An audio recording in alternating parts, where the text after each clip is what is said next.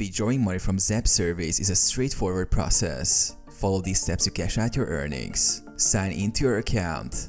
Open the Zap Service app or website and log into your account using your credentials.